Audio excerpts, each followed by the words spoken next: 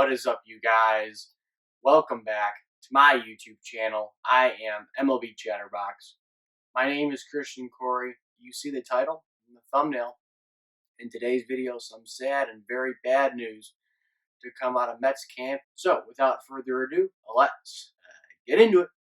Here is an article by Anthony DiComo of MLB.com. It says Carlos Carrasco has torn hamstring, headed to IL. That's bad news off the top. I mean, hamstring for a pitcher. I mean that's terrible. I can just already tell you what's going to happen. It's not good news. I mean, I don't have to read this article to tell you how bad this news is for a team like the Mets, who have the worst luck in the history of baseball, besides maybe the Cubs prior to 2016. All right, so here's what the article says. It says Carlos Carrasco arrived at Mets camp on Thursday, hoping his elbow would be healthy enough to keep him off the injured list to open the season. The right-hander departed with a different injury and a far grimmer news. Carrasco tore his right hamstring running sprints on the field, according to multiple sources, one of which said he expected Carrasco to miss 6 to 8 weeks. That's terrible.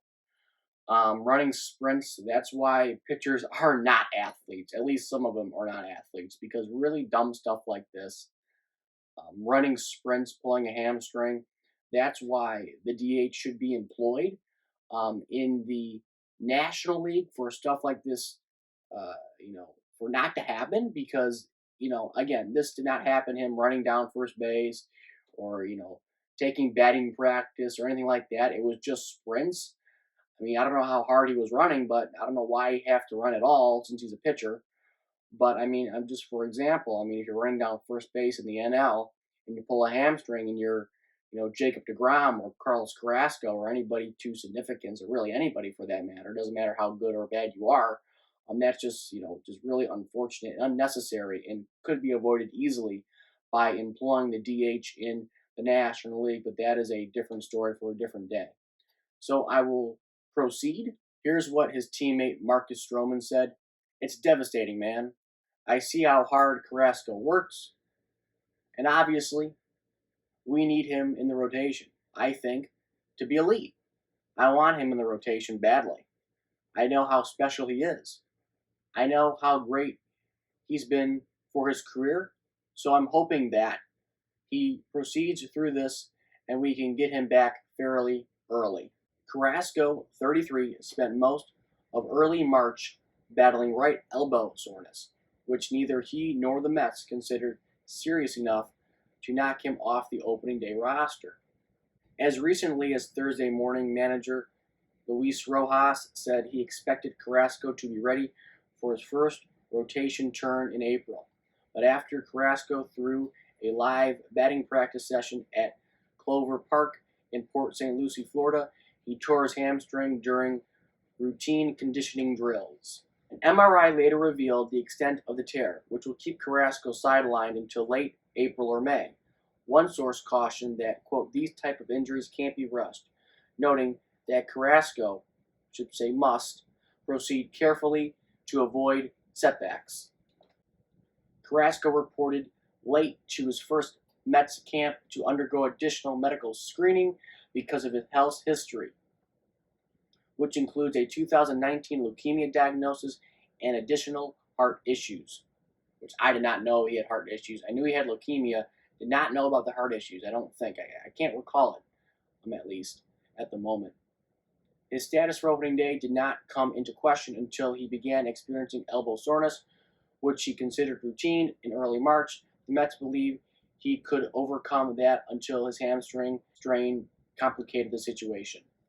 All right, so obviously, any way you slice it, this is terrible news for the Mets. Newly acquired pitcher Carlos Carrasco, he comes over from the Indians. He had some, health issues. The Mets knew that coming in, but they were fairly confident in him, bouncing back from leukemia from 2019 and, arm injury last season. So, and now this hamstring. A hamstring is nothing to play around with, especially for a pitcher, because As you guys probably well know, a pitcher uses his legs a lot. Any good pitcher knows how to use the legs properly, such as a Verlander. If you look at Verlander, his legs are gigantic. That's why his butt's so big, because he does so many squats. His legs are a big part of him.